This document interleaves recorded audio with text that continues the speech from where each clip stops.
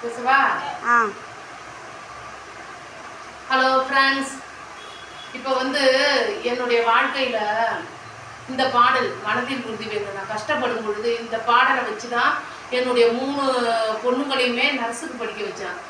ஒரு பொண்ணு MSc nursing, இன்னொரு பொண்ணு பிஎஸ்சி ரேடியாலஜி, இன்னொரு பொண்ணு இதேமாரி நர்ஸுக்கு படிக்க வச்சுட்டேன். நான் இந்த பாடல் தான் நான் எப்பொழுதுனா 19 வயசுல என்னுடைய வாழ்க்கை ஆரம்பிச்சது.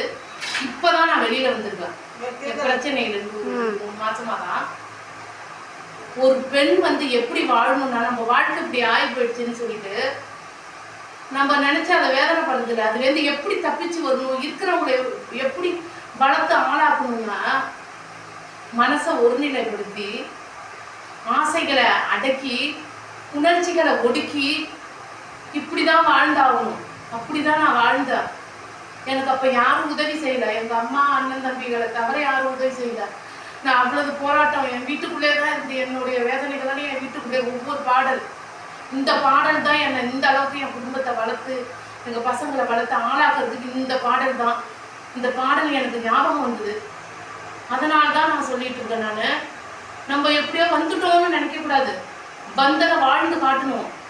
ஏன்னா எனக்கு கல்யாணம்னா எங்கள் வீட்டு நேரம் வீடு வாசல் எல்லாத்தையும் வித்துட்டு தான் கல்யாணம் பண்ணாங்க. அப்படி பண்ணும் பொழுது அந்த பணம்லாம் வீணா போயிடும், போட்ட காசு வீணா போயிடும். ஒரு நிலத்துல நம்ம பைச்சல் பண்ணும் பொழுது பணத்தை போட்டுட்டோம்னா அந்த நல்ல விலையிலலாம் மனசு ரொம்ப கஷ்டப்படும். அந்த மாதிரி தான் வாழ்க்கையும்.